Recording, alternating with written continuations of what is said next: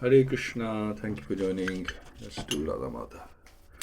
Jai Radha Madhava, Jaya Kunj Bihari.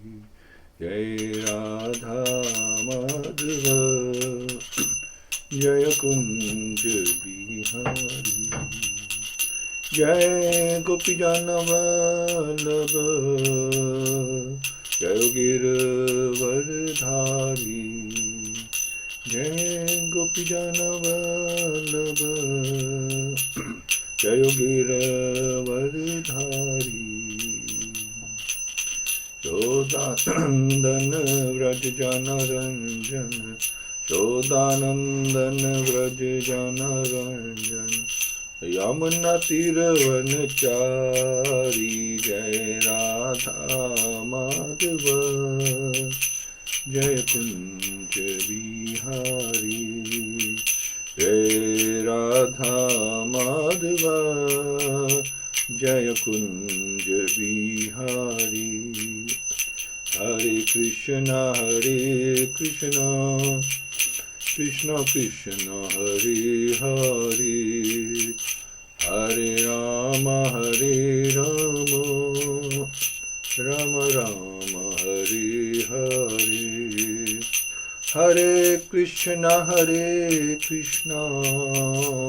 Krishna Krishna, Hare Hare, Hare Rama, Rama Rama, Hare Hare. Hare Krishna, Krishna Krishna, Hare Hare, Hare Ram, Ram Ram, Hare Hare. Hare Krishna, Krishna Krishna, Hare Hare, Hare Ram, Ram Ram, Hare Hare. So thank you so much for joining.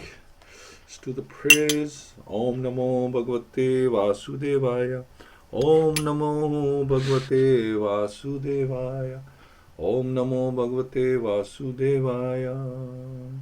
Om Agyan Timirthasya Gyan Anjana Shalakya Chakshurun Militam Yena Tasmai Shri Gurave Nama Shri Chaitanya Manobishtam Sthapitam Yena Bhutale Swam Rupa Kadameyam Dadati Swapadantikam Vandeham Shri Guru Shri Utapadakamalam Shri Gurun Vaishnavscha Shri Rupam Sagrajatam Sagana Raghunatham Vitam Tam Sajivam Sadhvetam Savadutam Krishna Setam Krishna Chaitanya Devam Shri Radha Krishna Padan Sagana Lalita Shri Vishakhan Vitamscha He Krishna Karuna Sindhu Dinabandhu Jagatpate Gopesha Gopika Kant Radha Kant Namastute Tapta Kanchan Gaurangi Radhe Vrindavaneshwari Rishabhanu Sutta Devi Pran Mami Hari Priye Vancha Kalpato Brihascha Kirpa Sindhubevacha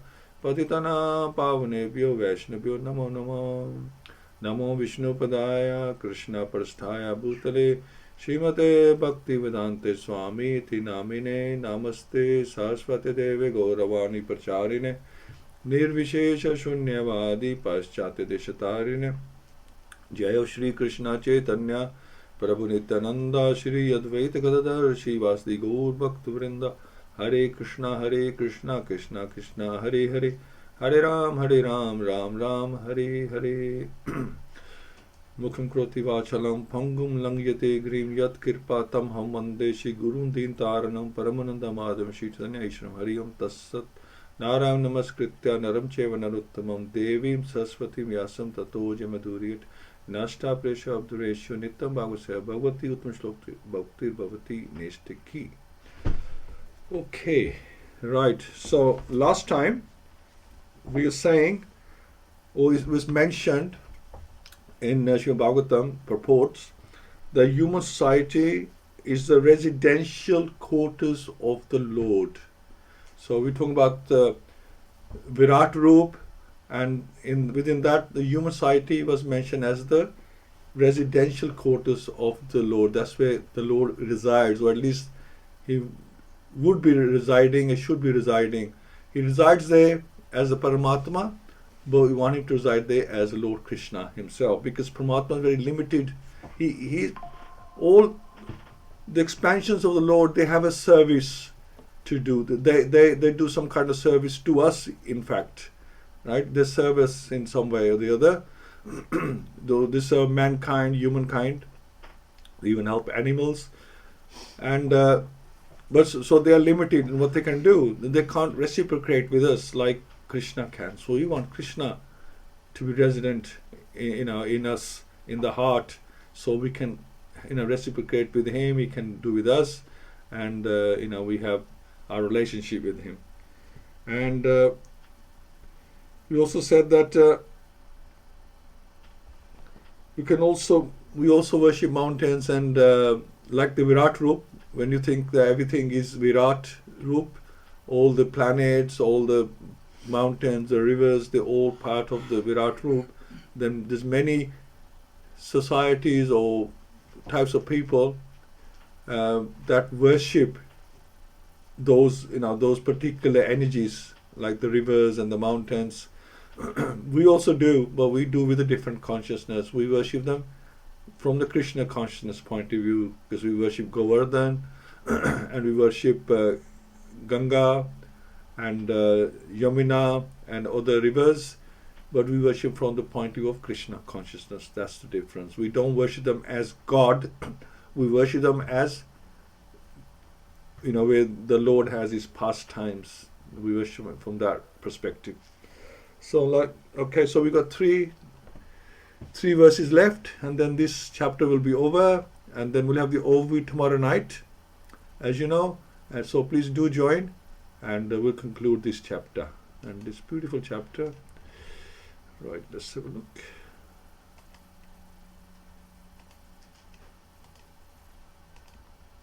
Okay. Brahmananam Shatrabhujo Mahatma Vir Arurar Angri Shrita Krishna Varna Nana Bidha Bijaya Ganopapanno Drivyatamak Karma Vitan Yoga.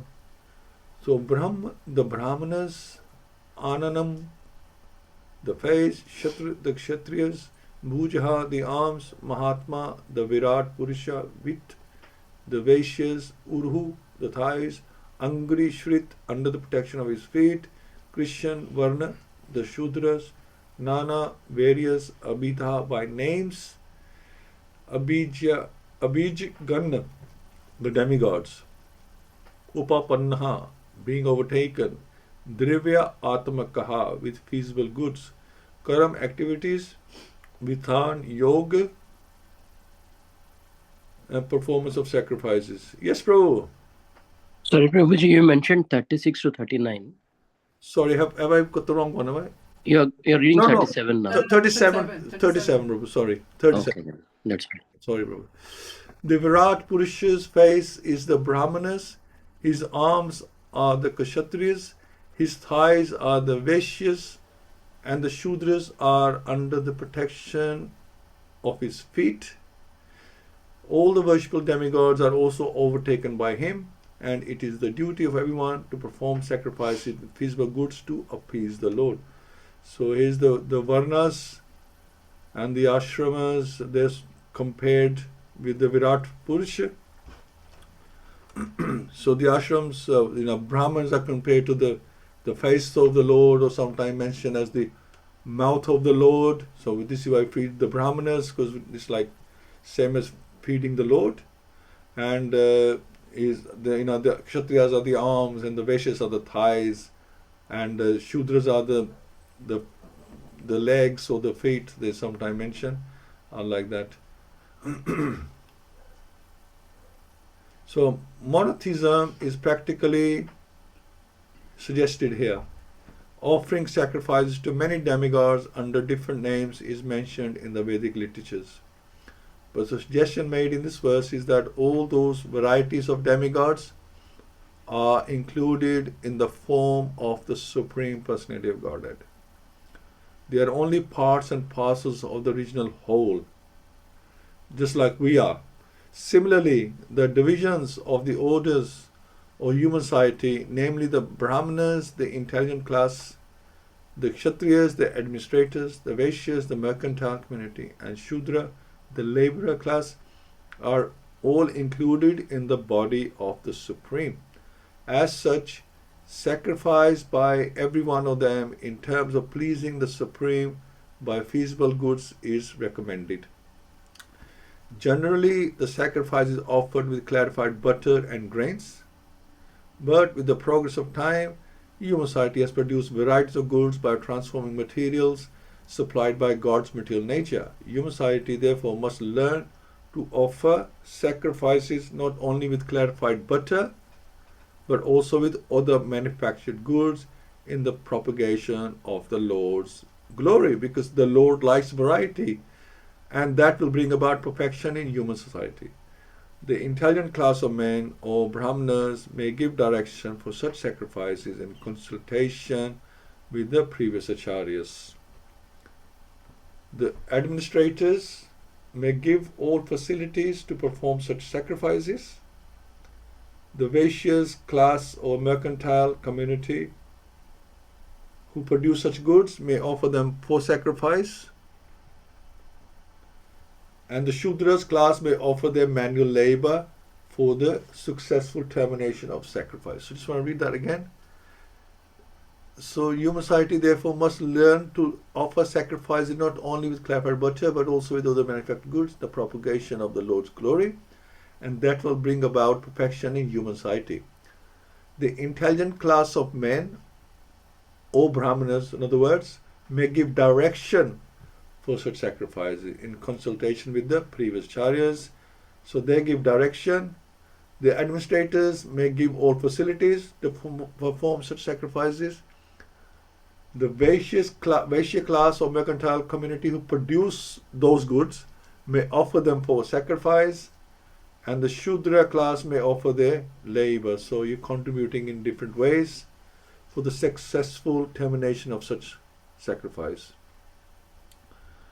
Thus, by the cooperation of all classes of human beings, the sacrifice recommended in this age, namely the sacrifice of congregational chanting of the holy name of the Lord, may be executed for the common welfare of all the people of the world. So that's the sacrifice we do in the Kali Yuga, although we offer Bhoga and get mercy of the Lord, but our main sacrifice is now the congregational chanting of the holy name of the Lord.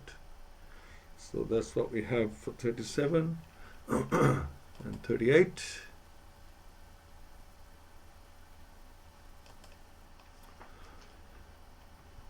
Iyan asava ishva vigrasya ya sanivesha katito meyate sandaryate esmin vipyushi staviste mana svabhudhyana yatosti kinchit. Iyan, all these assaw that Ishva, Supreme Lord, Vigrasya of the form, Ya whatsoever, Sanivesha as they are located, Katita explain, Maya by me, Te unto you, Sandaryate one may concentrate, Asmin in this, Vipushi form of Virat, Staviste in the grass, Manha mind, Sava Buddhya by one's intelligence, not Yatha beyond him, Asti there is Kinchit anything else. So I have thus explained to you the gross material gigantic conception of the personality of Godhead. One who seriously desires liberation concentrates his mind on this form of the Lord, because there is nothing more than this in the material world. So in the Bhagavad-Gita 9.10, the Supreme Personal Godhead has verily explained that the material nature is only an order-carrying agent of His.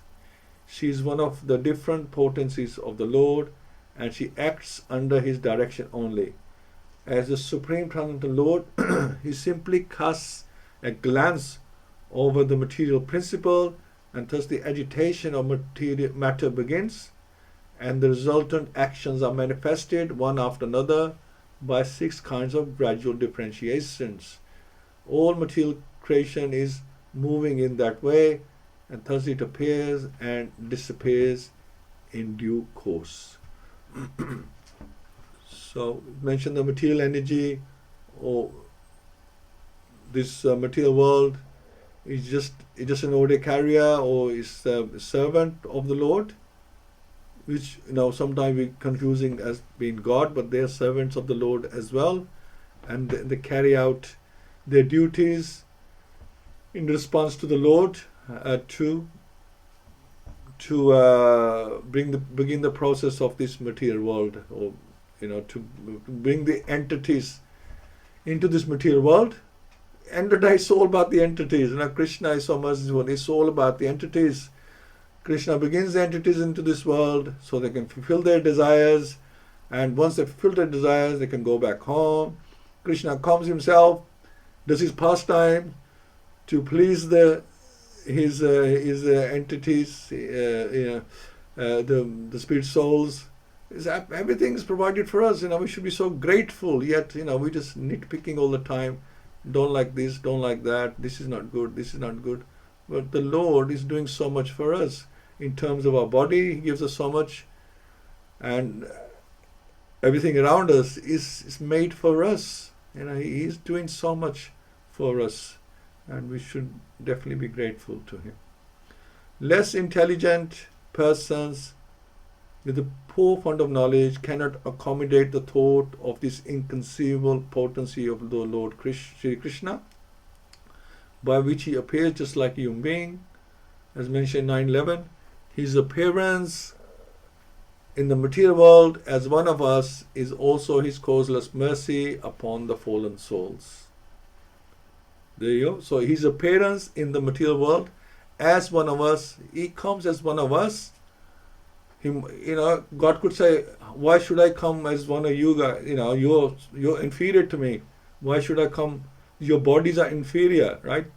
Material energy is inferior. It's not a superior quality, because it's temporary. So why would He want to come like us? But He does. He comes as one of us, and that is His causeless mercy upon the fallen souls. Upon not just souls, fallen souls. He is transcendental to all material conceptions, but by His unbounded mercy upon His pure devotees, He comes down and manifests Himself as a personality of Godhead. He comes to serve us. He served Arjun as His servant on the chariot. He comes down, manifests Himself as a personality of Godhead. Materialistic philosophers and scientists are too much engrossed with atomic energy and the gigantic situation of the universal form, and they offer respect most seriously to the external phenomenal feature of material manifestations than to the noumenal principle of spiritual existence. The transcendental form of the Lord is beyond the jurisdiction of such materialistic activities.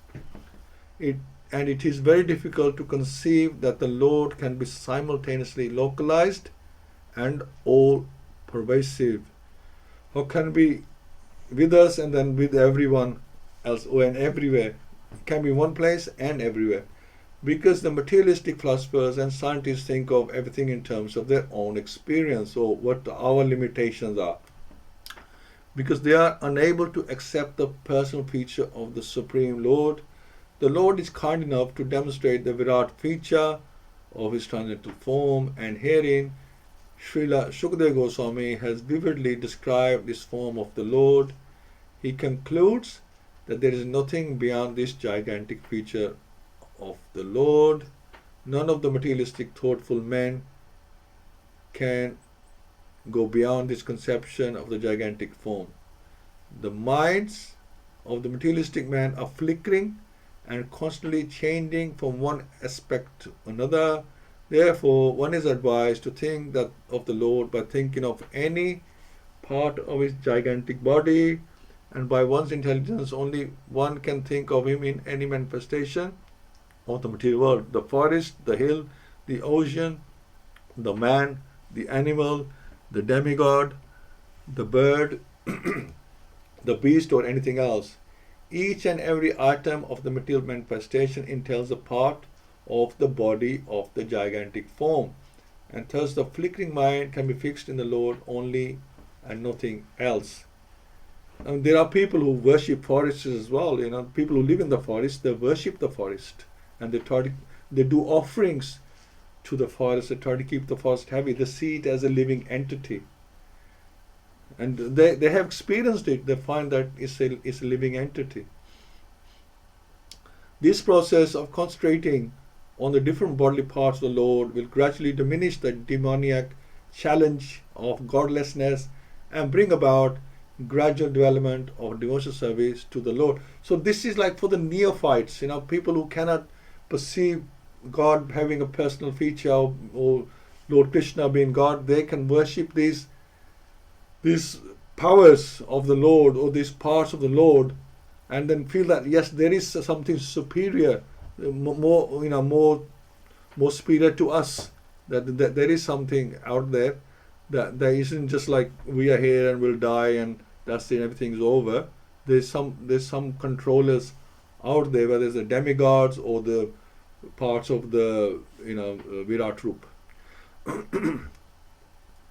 Everything being a part and parcel of the complete whole, the neophyte student, so it's mentioned here, the neophyte student will gradually realize the hymns of Ishopanishad, which state the Supreme Lord is everywhere, and thus he will learn the art of not committing any offense to the body of the Lord.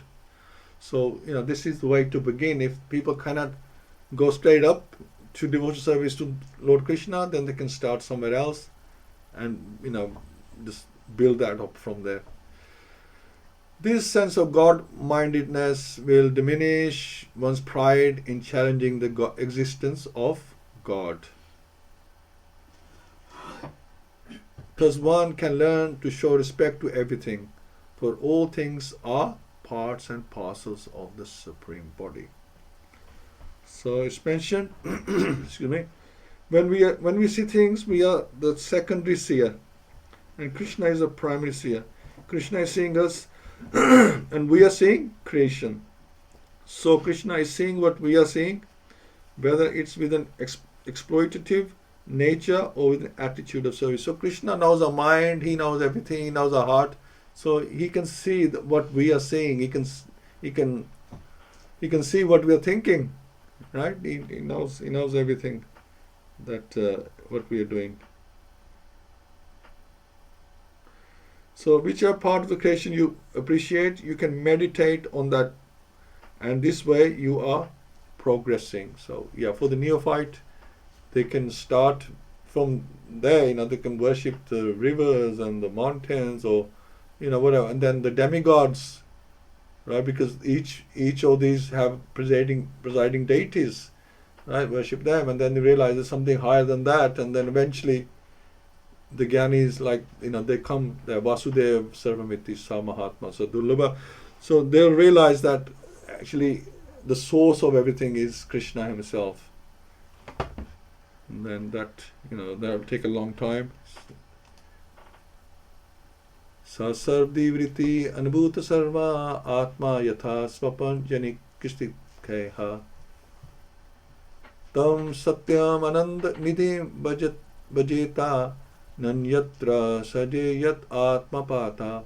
So saha, he, the Supreme Person, sarvadivriti, the process of realization by source of intelligence, anubhuta, cognizant, sarve, everyone, atma, the super soul, yatha, as much as, swapanjan, a personal dreaming, ikshita, seen by, ekha, one and the same, tam, unto him, satyam, the supreme truth, ananda nidim, the ocean of bliss, bhajeta, must one worship, never, anyatra, anything else, sajet, be attached, yatha, whereby, atam, pataha, degradation of oneself.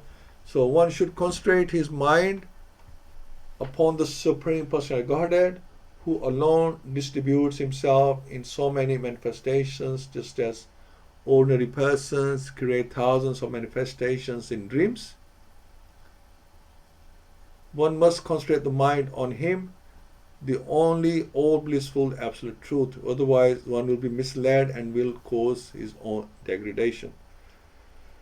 So, what does this verse mean? Srila Prabhupada explains that in this verse, the process of devotional service indicated by the great Goswami Srila Sukadev. So, first he was talking about this is saying everything in Bhagavad-Gita, well, especially in Śrīmad-Bhāgavatam, the scriptures, they explain in stages. Yeah, Bhagavad-Gita, is talking about Karma Yoga, and then you have the core in the middle, the devotion service. Bhakti Yoga is hidden in the middle, and because then it says like what kind of, when you find the Bhakti Yoga, the Bhagavad Gita could finish there, but it doesn't. Then he goes on to explain what kind of obstacles there are in bhakti, and then we use our superior intelligence to overcome those problems, like the three modes of nature and the demonic attitudes and tendencies, because we are demons and divine both inside us. Whichever we feed will be more prominent. So all these things are explained later on in the Gyan Yoga section, but it sort of builds up to bhakti from chapter 1 to 12, explained onto bhakti, and then it's explained what problems we can have and then how to rectify those problems. So like that here, Srila Sukadeva Goswami, he explained that okay, for the neophyte it's fine, they can do that. It's better than not believing anything. And then, but really, the reality is, the process of devotional service is the best. We should concentrate upon the Supreme Personality of Godhead as the supreme object of realization, worship, and devotion. So, who is the Supreme Personality of Godhead? Lord Krishna. Self-realization is as it were offering a fight for eternal life against the material struggle for existence.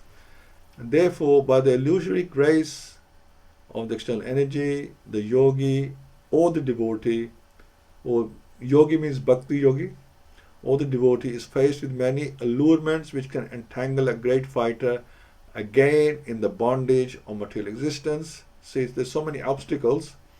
A yogi can attain miraculous successes in material achievements, such as anima, the lagima, by which one can become more minute than the minutest, or lighter than the lightest, or in the ordinary sense, one may achieve material benedictions in the shape of wealth and women. But one is warned against such allurements, because entanglement again in such illusory pleasure means degradation of the self and further imprisonment in the material world. So all these things, material attachments, they're called bondage. We take birth again and again and again. We never learn. We just keep going. By this warning, one should follow one's vigilant intelligence only. The Supreme Lord is one, and his expansions are various. He is therefore the super soul of everything. When a man sees anything, he must know that his seeing is secondary and the Lord seeing is primary. One cannot see anything without the Lord having first seen it. That is the instruction of the Vedas and Upanishads. So whatever we see or do, the super soul of all acts of seeing or doing is the Lord. So because super soul is a sanctioner, so the super soul sees and then he sanctions us to see it. This theory of simultaneous oneness and difference between the individual soul and the super soul is propounded by Lord Shri Krishna Mahaprabhu as the philosophy of Achintya Bheda Abhed Tattva. The Virat Roop, or the gigantic feature of the Supreme Lord, includes everything materially manifested. And therefore, the Virat, or gigantic feature of the Lord, is the super soul of all living and non-living entities. But the Virat Roop is also the manifestation of Narayan or Vishnu. And going further on and on, one will eventually see that Lord Krishna is the ultimate super soul for everything that be. He is the super soul of the super souls. That's the thing. And going further on and on, one will eventually see that Lord Krishna is the ultimate super soul of everything that be. The conclusion is that one should unhesitatingly become a worshipper of Lord Krishna, or for that matter, his plenary expansion, Narayan, and none else. In the Vedic hymns, it is clearly said that first of all, Narayan cast a glance over matter, and thus there was creation. Before creation, there was neither Brahma nor Shiva, because Shiva then he came from Brahma, right? At least in the material world. And what to speak of others? Shripad Shankaracharya has definitely accepted this, that Narayan is beyond the material creation and that all others are within the material creation.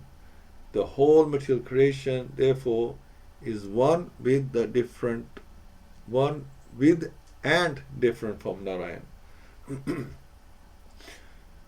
Simultaneously, and this supports the Achintya Veda Abhed Tattva philosophy of Lord Chaitanya Mahaprabhu, which he gave us, that we are simultaneously similar and different to the Lord. We are similar in quality but different in quantity. We are minute. Being an emanation from the glancing potency of Narayan, the whole material creation is none different from him. But because it is the effect of his external energy, Bringa Maya, and he is aloof from the internal potency, Atam Maya. The whole material creation is different from him at the same time. The example given in this verse very nicely is that of the dreaming man. Now the dreaming man creates many things in his dream, and thus he himself becomes the entangled seer of the dream and is also affected by the consequences. This material creation is also exactly like a dream-like creation of the Lord, but he being the transcendental super soul is neither entangled nor affected by the reactions of such a dream-like creation. So this is the difference between us and the Lord. When we have a dream, we create so many things and we get affected. We may be even affected when we wake up, it's like left us disturbed or very happy. But the Lord, although the material world is like his dream or the Mahavishnu's dream, but he's not affected by all this. So this material creation is also exactly like a dream-like creation of the Lord, but he, being the transcendental super soul, he is neither entangled nor affected by the creation of such a dream-like creation. He is always in his transcendental position, but essentially he is everything and nothing is apart from him. As a part of him, one should therefore concentrate on him only without deviation. Otherwise, one is sure to be overcome by the potencies of the material creation, one after another. It is confirmed in the Bhagavad-Gita 9.7 as follows: Sarvabhutani kuntya prakritim yanti mamikam kalpashe punastani kalpadau visharjami aham. O son of Kunti, at the end of the millennium, every material manifestation enters into my nature, and at the beginning of another millennium, by my potency, I again create. So the human life, however, is an opportunity to get out of this repetition of creation, annihilation. So it's cyclic, right? It creates, annihilates, creates, annihilates. It is a means whereby one may escape the Lord's external potency and enter into his internal potency. Thus end the Bhaktivedanta purport of the second canto, first chapter of Śrīmad-Bhāgavatam, entitled The First Step in God Realization. So that's the end of first chapter. And I'd like to hear from yourselves. Wonderful. So Thanks so much. Pundikaksh Prabhu, what do you think? Hare Krishna Prabhuji, thank you so much. Sure. So many points. It's very so elaborately mentioned by Srila Prabhupada. Sure. Very few points are really amazing. Like in the first purport, it is mentioned that humans produce many things using the materials supplied by the Lord Himself. So that's where, I mean, sometimes when people talk about test tube baby, like Srila Prabhupada mentioned that, okay, with what actually you are trying to make test tube baby without Lord giving the initial thing, how can you even make a baby out of test tube? So we are ultimately using the materials given by the Lord and making something, and because of that getting proud that we are actually the creators, but actual creator is He. So in the last purport the statement is very nice, that one cannot see anything without the Lord having first seen it. So He is the creator, He is the source of everything. But those people who are devoid of this knowledge, because there are many people who think that Vedas, Upanishads are only man-made. Even Bhagavatam, they think that the people have written, not that like in Srila Vyasa they have written this. People just made something out of the speculation like that. Those people who do not believe in the scriptures, they cannot understand the real essence of Vedas, and they think, as Krishna says in Bhagavad-Gita, when I come in human form, they think me as a normal person, and foolish deride me, thinking that I'm a normal human being. But everybody can have developed a real relationship with the Lord when they understand these scriptures. And there's also a warning given that mind is always flickering. The mind should always be engaged in serving the Lord. Mm. If not, any moment mind, because of the flickering nature, we may again fall down. Human form is very rare. Though in one of the purports, Srila Prabhupada mentioned that we already desire to stop this Janma Mritu Jara Vyadhi. And that's why Lord gave us an opportunity as a human being.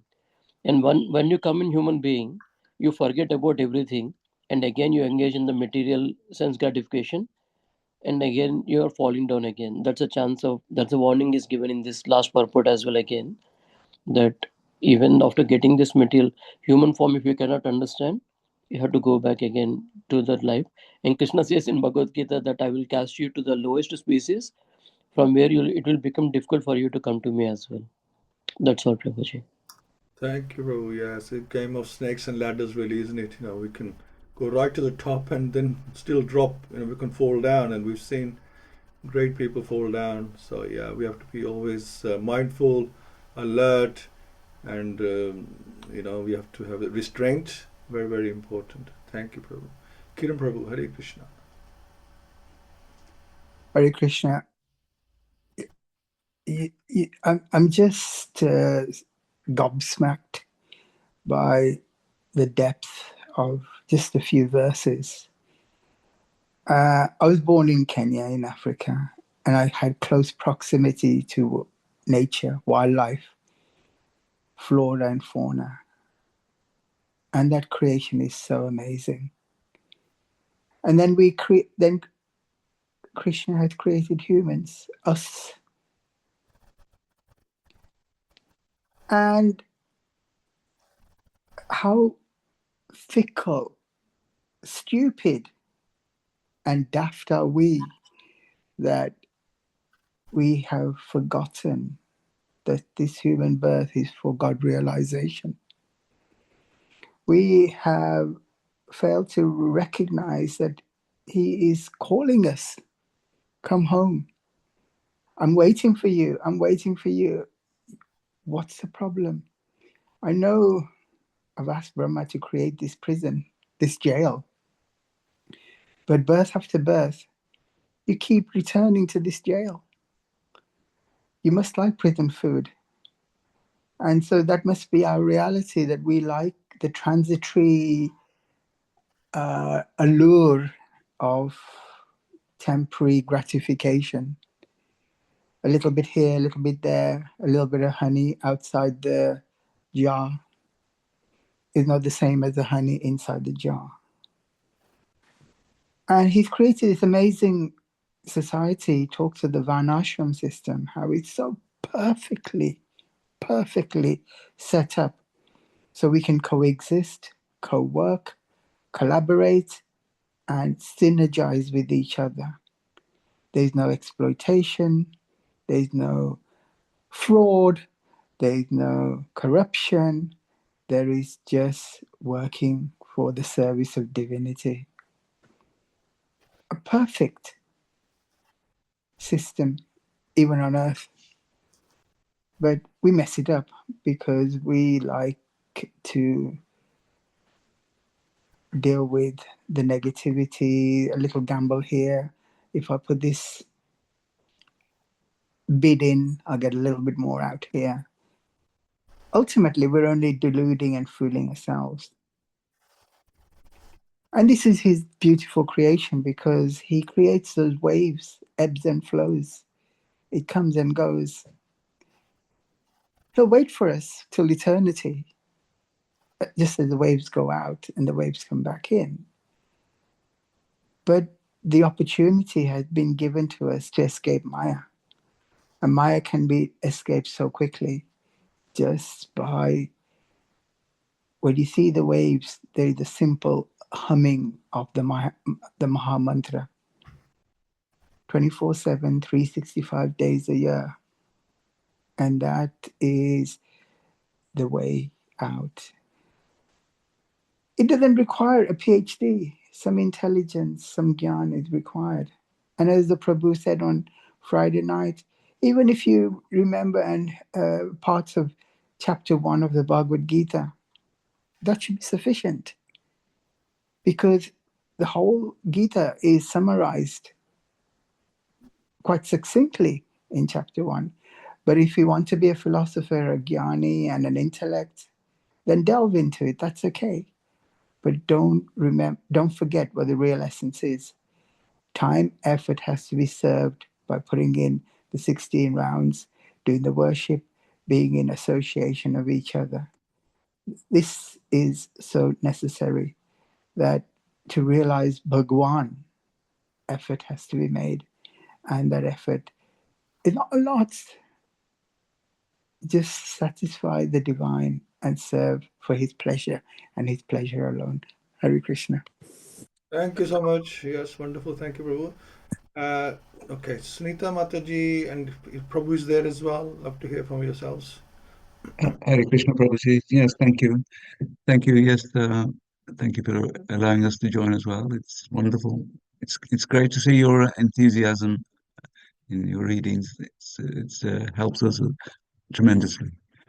And regarding these verses, I think the Virat Roop, we get attached to it or attracted to it.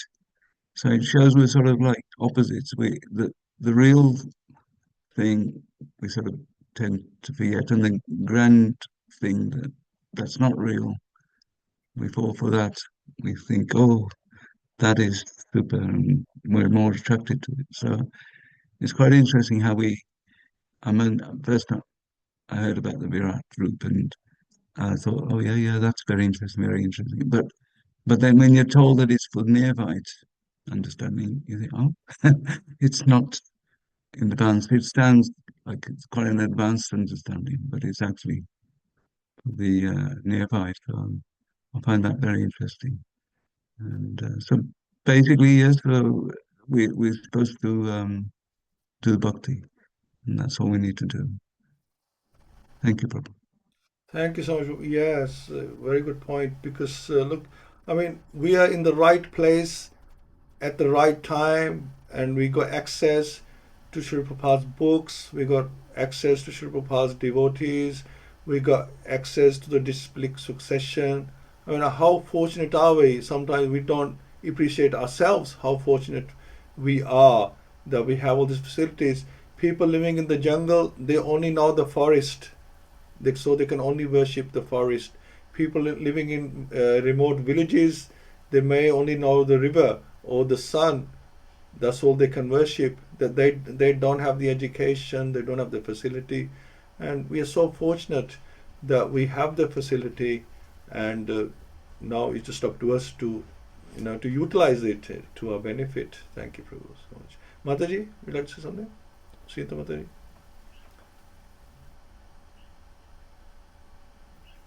It's just the same thing I was thinking about this.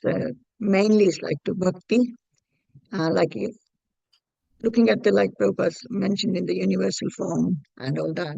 But I was thinking more about like a loving relationship, because when you're doing bhakti and you're thinking of Krishna, that's only I can say.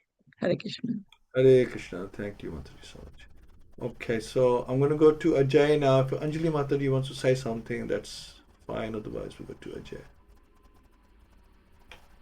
Okay. Ajay Prabhu, Hare Krishna. So, Hare Krishna. Yes, again, it's explaining these verses. What is necessary, just take the bhakti straight away, really, because you can be confused along the way. Material nature is attractive in terms of, its beauty, but it also can be, don't think in terms of Maya, then we think of it can be distracting. It's just its purpose. It's not, it's not Maya's fault. It's actually your fault, because you are not actually understanding what it is that you need to do. So that's often a problem. And again, because we have been in this cycle for so many times over, time immemorial, as I put it, that this continues on, that we do struggle, that even if we are confronted by the absolute truth, we refuse to accept it. Some of it's due to maybe lack of mercy in terms of actually having someone to explain it to you. Other times it can be just a case of unwillingness, because not only because of the contamination from past lives, but it can be overwhelming as such that you have a certain point of view, and the idea that that point of view is incorrect can be hard for people to accept. That's why these verses are useful to get people on the track to actually get there. But it's so much better if you go to the direct track, as it puts it, rather than, because it can take many lifetimes then to get there. You can't guarantee next lifetime how you behave. You might not behave very well. You might have bad association, and so you might be degraded back to a worse way of living as opposed to where you were in your previous life. That's why it's, when you are actually making some advancement, it's important you keep improving, because then you actually have understood how fortunate you are that you actually have taken to a purpose that is beyond just simply beyond the body necessities of eating, sleeping, and so on and so forth, or just making money, that kind of thing. There's sometimes can be, that's the thing, when you get to a certain level, arrogance can set in. You think, okay, I've done well, I'm doing well. You don't realize there's always more to gain. The mercy is unlimited. Krishna's potency is unlimited. It's just how much you're willing to do actually to get better association, improve yourself, and actually help others as well. That's the key part as well. Sometimes we can get focused on just trying to help ourselves, but even if you're not naturally a preacher, or you don't necessarily find that you're attracting the kind of people that you think you can be useful towards, if you can just try to be helpful in one, it doesn't have to be something major, but just actually try to help them if they have a question, or you can, or just gently point them in the right direction, then you are doing what Krishna wants you to do, and that's helping them in their devotional service, or taking them towards devotional service, and that pleases Krishna as well. And that way you'll advance yourself and help them advance, and that's what we try to do in bhakti. Hare Krishna. Hare Krishna. Thanks so much. Yeah, I mean, Prabhupada mentioned that don't miss this opportunity, the opportunity, and like we were discussing that, you might not get a chance for a long time, right? Your name's been called out. We are all here in Krishna consciousness because our name's been called out to join this movement, this mission, and we miss it.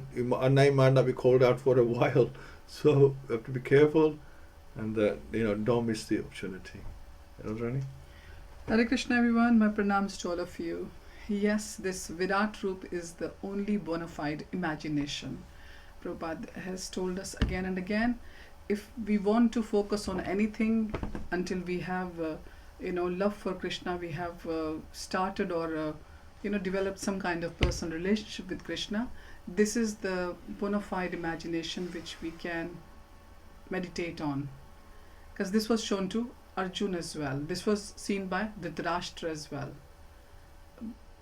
Arjuna, as we know, he is the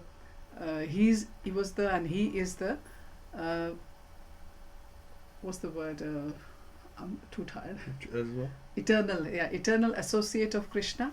And whereas Dhritarashtra, he needed something to see, because Krishna was there during his reign around him, but he was so unfortunate he could not see Krishna as Krishna was. No, he couldn't even appreciate him as a person with so much magnanimity in his character, in his life, and in how he was speaking, how he was dealing with everyone. So at last, in the battle of Mahabharata, when Virat Roop was shown to Arjun, Dhritarashtra was also able to see through Sanjay. I think Sanjay was very, very fortunate, but Dhritarashtra, he was very unfortunate, but at the same time he was so fortunate that even without the eyes he was able to have the darshan of the Virat Roop of Lord. So this is why there are so many steps to bhakti. That's why bona fide has been stressed so much by Srila Prabhupada again and again and again. And the word purification, all these things, they purify us deep down, and we have to work our way up. But then again, there's another word, association. Prabhupada stresses that as well. Association that rubs off you. When we are among so many people, we're associating with them, we have to be very careful who we associate with, and how much we speak, and where to speak, where not to speak. Because this is Kali Yuga, everything backfires. It backfires on you if you say one word by mistake, or it just slips out of your mouth. It goes out of proportion. So the ABCDs which Prabhupada has given us, they are very, very important. Just like in material world, everything starts from A, B, C, D, and then everything progresses from there. And so we have to look after these A, B, C, Ds, the association books, the chanting, and what we eat, how we nourish our bodies. So yes, this has been a wonderful chapter and an eye-opener, and can't wait to hear the overview from Prabhu tomorrow. Hare Krishna. Yeah, Hare Krishna. Thank you so much. Yeah, absolutely. So yeah, look forward to tomorrow night. Please do all join and have some questions ready to ask Prabhu. I've seen his biodata. It's just amazing. He's teaching Bhakti Vaibhav and all sorts of courses, and he's been Bhakti for decades. I mean, it says 35 years or something. That was like probably 40 years now. It's going on for that 35 years been going on for a while. So it's about 40. So Prabhu's, is very knowledgeable. He's very close to our Guru Maharaj as well. He's the leader here in UK when Guru Maharaj arrives to visit us. So like that, we have so much to learn from these devotees. So please make the most of it when we have overviews. Take time, have some questions ready, and get some beautiful answers as well. So we'll catch up again tomorrow night, please. We won't have a program on Wednesday. We'll start the new chapter from Friday morning. So please do join tomorrow night, and we have this overview. And let's just put all this chapter together that we've discussed, and let's see what Prabhu has to say for us as well. So Kantra Śrīmad-Bhāgavatam ki jai, Prabhupada ki jai, Gaur Hare Krishna, Hare Krishna, Hare Krishna. Hare Krishna. Hare Hare Krishna. Krishna. Thank you, everyone. Thank you.